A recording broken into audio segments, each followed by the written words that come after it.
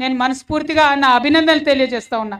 ఎందుకంటే మనం చేసే పనులు పక్కకు పెట్టి సమాజంలో కొంత స్ఫూర్తి నింపుదామని మనందరం కూడా కలిసి ఇవాళ పూలే విగ్రహం పెట్టుకోవడం, దానికి ప్రతి సంవత్సరం జయంతి ఉత్సవాలు నిర్వహించుకోవడం అన్నది మామూలు విషయం కాదు. అటువంటి మంచి పని చేస్తున్నందుకు మీ అందరికి కూడా మనస్ఫూర్తిగా అభినందనలు. మరి ఇవాళ మనం కోరుతున్నది ఒకటే, ఈ పూలే గారు మనకు మార్గదర్శనం చూపించాలి. ఎట్లా అయితే ఇవాళ కారవాన్ చౌరస్తాలో ఉన్నారో అట్లా ఇదే పూలే విగ్రహం అసెంబ్లీలో ఉండాలనేటటువంటిది మనం ప్రధానంగా డిమాండ్ చేస్తున్నాం.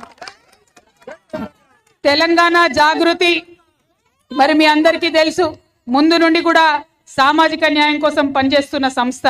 ఇవాళ కాదు, 15 ఏళ్ల కింద అసెంబ్లీలో అంబేద్కర్ విగ్రహం పెట్టాలని ఆనాడు ఉమ్మడి ఆంధ్రప్రదేశ్లోనే 72 గంటలు నేను దీక్ష చేయడం జరిగింది.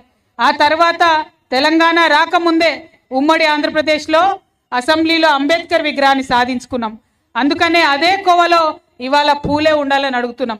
మరి ప్రభుత్వం దిగి వచ్చి పూలే విగ్రహం అసెంబ్లీలో ఇప్పుడు కాదు కానీ ట్యాంక్ బండ్ మీద పెడతామని ఇవాళ పూలే జయంతి సందర్భంగా ప్రకటించడం జరిగింది.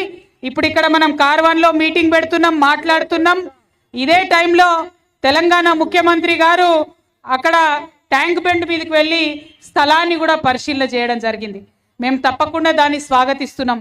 పూలే బొమ్మలు ఎన్ని ఉంటే అంత మంచిది, కానీ ఉండాల్సిన చోట కూడా తప్పకుండా ఉండాలి. అసెంబ్లీలో ఖచ్చితంగా ఉండాలి. అసెంబ్లీలో పూలే విగ్రహం పెట్టేంత వరకు కూడా అసెంబ్లీలో పూలే విగ్రహం పెట్టేంత వరకు కూడా మన పోరాటం కొనసాగించాల్సిన అవసరం ఉన్నది. ఎందుకోసం ఈ మాట చెప్తున్నామంటే, మనము పూలే విగ్రహం అసెంబ్లీలో పెట్టాలి. దాంతో పాటు మా బీసీలం మేమెంతుంటే మాకంత రిజర్వేషన్ ఇవ్వాలని చెప్పి కొట్లాట మొదలుపెట్టినాం. అది ముందుకొచ్చింది, కుల గణన జరిగింది.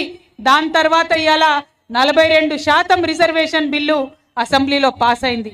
కానీ ఆ బిల్లు అసెంబ్లీలో పాస్ అయింది కానీ ఇంకా నిజం కాలేదు. అది నిజం కావాలంటే ఢిల్లీలో రాష్ట్రపతి దగ్గర కూడా పాస్ కావాలి.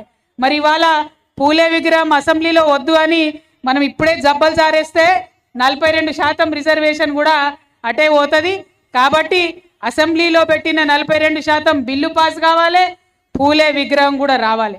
దాంతో పాటు ఇంకొక మాట, కారవాన్లో ఇప్పుడు నా దగ్గర లిస్ట్ ఉన్నది 61 పేర్లు. అందరి పేరు కూడా నేను చదువుతా, ఎందుకంటే ఈ ఒక్కొక్క పేరు ఒక్కొక్క కుల సంఘానికి సంబంధించిన నాయకుడిది.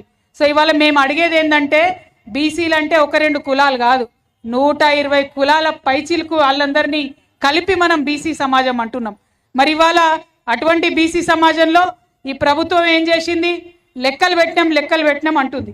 కానీ చాలామంది ఈ హైదరాబాద్లో మాకు కంప్లైంట్ చేసిండ్రు, జిల్లాలలో మాకు కంప్లైంట్ చేసిర్రు, అక్క సరిగ్గా రాలేదు, మా ఇంటికి రానే లేదు, వస్తే కూడా వివరాలు సరిగ్గా తీసుకోలేదని కంప్లైంట్ చేసిర్రు. చాలామంది మా లెక్కలు మేము రాపించుకోలే అన్నారు. మరి అందుకని నేను ఇవాళ ప్రభుత్వాన్ని మీ అందరి ముందు